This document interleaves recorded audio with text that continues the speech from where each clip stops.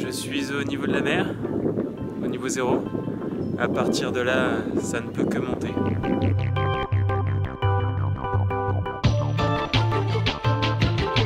L'Orros del Salado est le sommet le plus élevé du Chili et le second en Amérique du Sud après la Concagua. C'est le volcan actif le plus élevé au monde, aux confins du plus haut et plus aride désert de la planète, l'Atacama.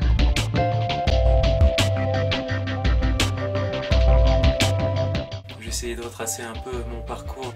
Je suis parti de Caldera, au bord de la mer, le premier jour pour aller jusqu'à Bahia Inglesa, une petite ville touristique balnéaire. Et je me suis dirigé vers Copiapó en passant par la route du désert. Il y avait un petit col à 1000 mètres et puis ensuite Copiapó, je suis redescendu à 300 mètres en direction de la Laguna Verde. C'était le 31 si je me souviens bien. J'ai eu la chance de trouver une espèce de petite maison au milieu du désert, assez inespérée. Et là il y avait une dame qui avait convié un autre monsieur pour le réveillon. Et donc j'ai passé le réveillon avec eux, c'était génial. Le lendemain, après la bicyclette, il y a le chien qui m'a suivi pendant 25 km. Je suis monté à 3000 mètres si je me souviens bien, ou 3005, quelque chose comme ça. J'ai dormi sous tente. J'ai passé bien une bonne heure à essayer de faire marcher le réchaud, mais sans succès.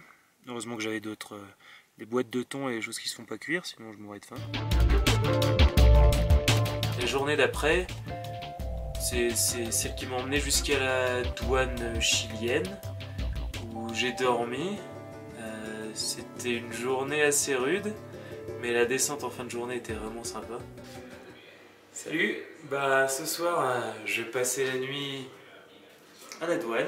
Ils m'ont gentiment proposé de m'héberger, donc il y a la télé, il y a un peu tout, c'est sympa, puis ça change quoi. Finalement, le dernier jour, j'ai fait 90 km pour me rendre jusqu'à la Laguna Verde. C'était vraiment bien. Au début, il y avait de l'asphalte, et puis sur la fin, la route n'était pas faite, donc c'était un chemin avec de la terre.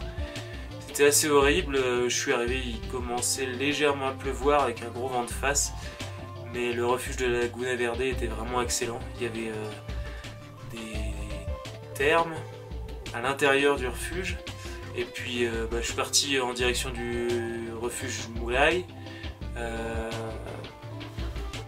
C'était vraiment horrible. Il fallait pousser le vélo avec pas mal de poids. En tout, j'avais je pense une cinquantaine de kilos, donc 25 kilos de flotte, et j'ai transporté tout ça en 2 voyages, donc j'ai dû faire l'aller-retour, et j'ai passé la soirée au refuge Moulay.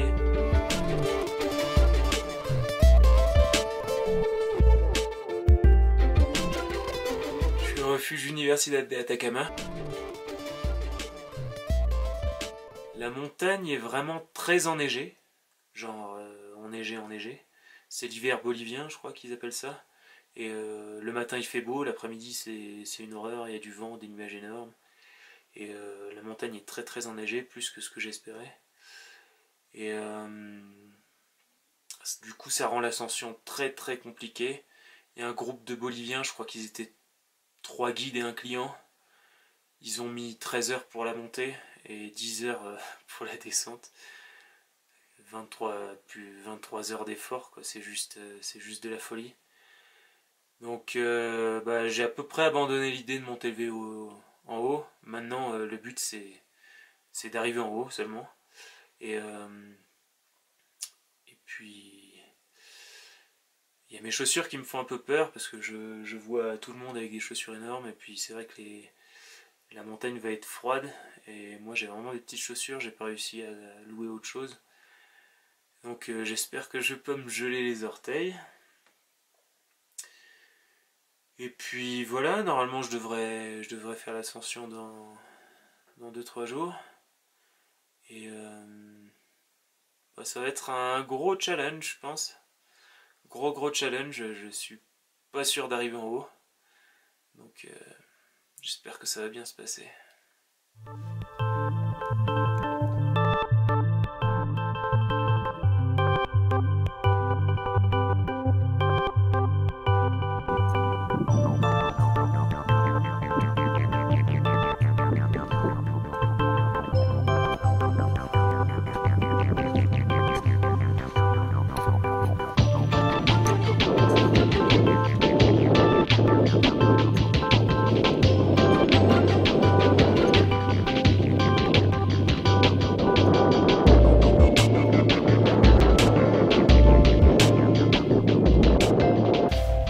refuge Terros, je suis arrivé vers 4 heures. Et puis demain c'est le grand jour, c'est l'ascension. Il y a 2 équipes qui sont montées aujourd'hui. Ils se sont arrêtés sur la partie glacée. Après il y a eu beaucoup trop de neige apparemment. Donc demain je vais aller voir. Et puis dès que c'est plus sûr je m'arrête. Quoi qu'il arrive je vais battre mon record d'altitude, donc ce sera toujours ça. Je vais vous faire visiter un peu le refuge parce que c'est quand même la classe, je suis tout seul là-dedans. Donc alors là c'est où je vais dormir. Ça c'est toutes les affaires pour demain. Et puis on va se diriger gentiment vers la cuisine.